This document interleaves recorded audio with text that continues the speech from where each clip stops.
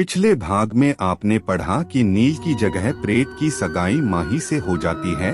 अब आगे माही चुपचाप अपने कमरे में चली जाती है और खामोश सी अपने बिस्तर पर बैठी अपनी अंगूठी को देख रही है।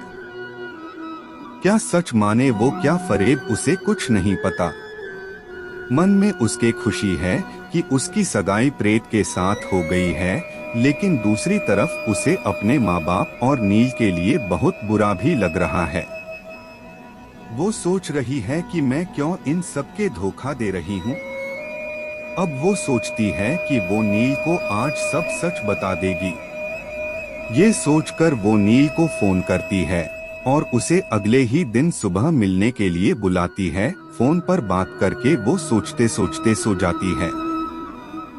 अगले दिन सुबह तैयार होकर वो जैसे ही निकलने लगती है तो उसकी माँ कहती है, बेटा परसों तेरी शादी है, इसीलिए जितना जल्दी हो सके तू नील से मिलकर वापस आ जा।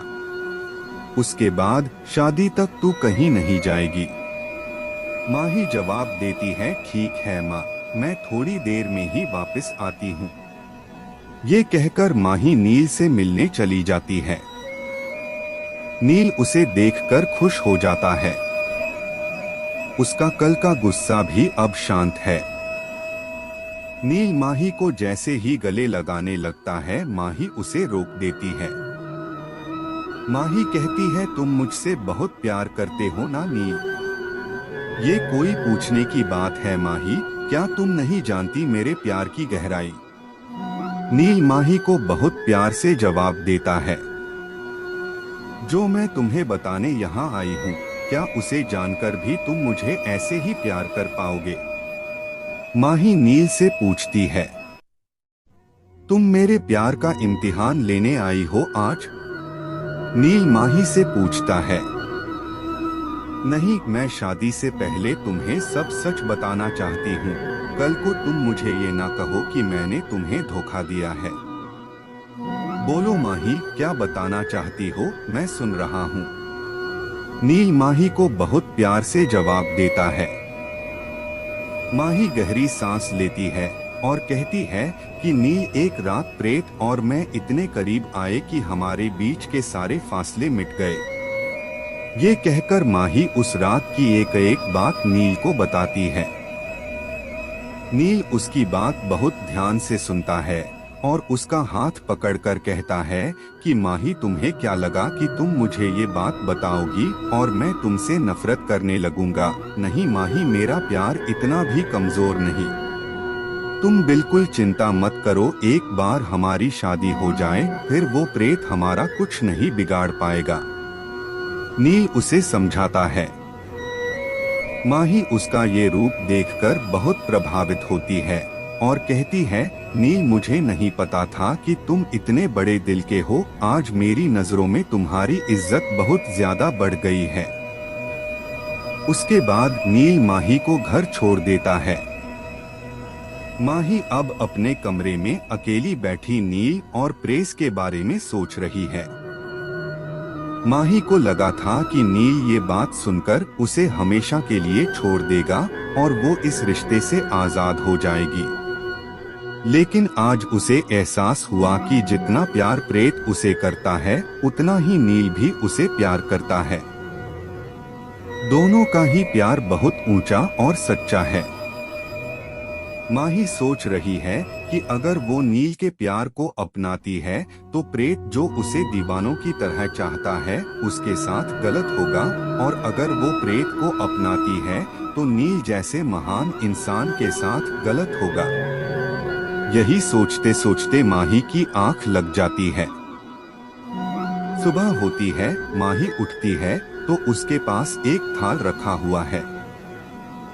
माही उस थाल पे ढके पीले कपड़े को हटाकर देखती है कि उसमें ताजी पिसी हुई हल्दी और मेहंदी रखी हुई है। थाली को गुलाब के फूलों की पत्तियों से सजाया हुआ है। माही उस थाली को देखकर सोच में पड़ जाती है कि ये थाली यहाँ कौन लाया होगा। तभी उसके सामने प्रेत आ जाता है। वो माही से कहता है कि क्या सोच रही हो अप्सरा, कि ये थाली कौन लाया है। माही हाँ में सिर हिलाती है। प्रेत वो थाली उठाकर माही की झोली में रखते हुए कहता है कि जब तुम मेरी मंगेतर हो तो तुम्हारे हाथ पर मेहंदी भी तो मेरी लाई हुई रचेगी, हल्दी का शगुन भी उसी हल्दी से ही होगा जो मैं लाया हूँ। माही उसे बहुत प्यार से देख रही है। प्रेत माही को बताता है, अप्सरा ये सब मैं सिर्फ तुम्हारे लिए लाया हूँ। मैं नहीं चाहता कि मेरी अप्सरा को किसी और की लाई मेहंदी या हल्दी लगे। माही को उसकी प्यार भरी बातें बहुत अच्छी लग रही है और वो प्रेत से कहती है, क्या मैं तुमसे एक बात पूछ सकती हूँ आलोक? पूछ सकती हो अप्सरा, तुम्हें इजाजत लेने की कोई जरूरत नहीं है। प्रेत उसे कहता है। माही प्रेत से पूछती है, मैं किसे चुनूं, प्यार को या फर्ज को? प्रेत उसकी बातें सुनकर मुस्कुराने लगता है और कहता है, मैं जानता हूँ कि कल तुम नील से मिली थी। लगता है आज मेरे इम्तिहान की बारी है। तुम वो करो जो तुम्हारा दिल चाहे। कल किसने देखा है अप्सरा, क्या मालूम तुम्हारे दिल की बात ही तुम्हारे लिए सही साबित हो। उसकी बात सुनकर माही प्रेत से कहती है कि मुझे लगता है कि तुम सब जानते हो जो होने वाला है। प्रेत माही से कहता है कि फैसला तुम्हें करना है अप्सरा कि तुम क्या चाहती हो। ये कहकर प्रेत वहाँ से चला जाता है। तभी वहाँ माही की माँ आती है और उसे बताती है कि आज उसकी हल्दी और मेहंदी है। वो माही को पीले रंग के कपड़े पहनने को देती हैं और तैयार होकर आने को कहती है। मी आज पीले रंग की साड़ी में बहुत सुंदर लग रही है। वो तैयार होने जैसे ही आईने के सामने बैठती है तो प्रेत वहां आ जाता है। वो कहता है, अप्सरा क्या आज मैं तुम्हें सजा सकता हूँ? उसकी बातों से माही सोच में पड़ जाती है तो प्रेत कहता है, मेरी मंगेतर हो तुम, सगाई की है तुमसे, इतना हक तो बनता है मेरा। उसकी ये बातें सुनकर माही पूरे भरोसे के साथ हाँ में सिर हिला देती है। प्रेत उसके करीब आकर कंघी से उसके बालों को बड़े प्यार से सुलझाता है। माही उसे बड़े प्यार से आईने में ऐसा करती देख रही है। उसके बाद प्रेत खुद अपने हाथों से उसे फूलों की पायल, चूड़ियां, मांग टीका और फूलों का गले में हार पहनाता है। प्रेत बहुत प्यार से उसे एक छोटी सी बिंदी लगाता है। अब वो कहती है, मुझे अब बाहर जाना है। तभी प्रेत उसे कहता है कि रुको। माही रुककर पूछती है, क्या हुआ? प्रेत थोड़ा सा काजल लेकर उसके कान के पीछे लगा देता है और कहता है, अब जाओ, मेरी अप्सरा को अब किसी की भी नजर नहीं लगेगी। माही उसकी बात सुनकर शर्मा जाती है और हल्दी मेहंदी का थाली लेकर बाहर चली जाती है, जहां वो देखती है कि हल्दी मेहंदी की थाली वहां रखी हुई है। माही की माँ भी वहां नहीं है। माही चुपचाप जल्दी से उस थाली को हटाकर वहां प्रेत की दी हुई थी वहां रख देती है। वो वहां से दूसरी थाली उठाकर अपने कमरे में छुपाकर वापस बाहर आ जाती है। थोड़ी देर बाद वहां माही की माँ और आस पड़ोस की औरतें आ जाती हैं। वो सभी माही का इतना सुंदर रूप देखकर बहुत खुश होती हैं और कहती हैं कि माही बेटा, आज तो तुम्हारा रूप कुछ ज्यादा ही सुंदर लग रहा है। माही मन में सोच रही है, ये रूप किसी की बेपनाह मोहब्बत जो है, सुंदर तो लगना ही है।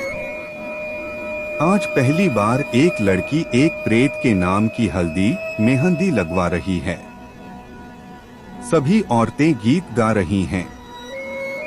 हल्दी लगने से माही का रूप और भी निखर आया है।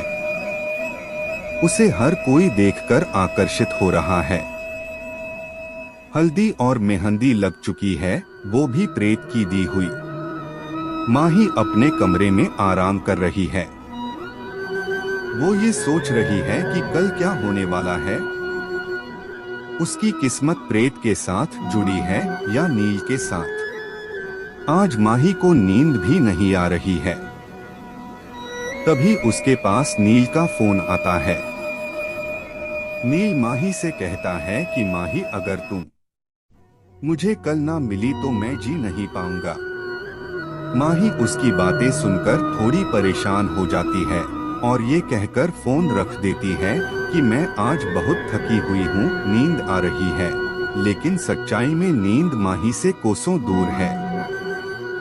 आने वाला कल माही के लिए कैसा होगा?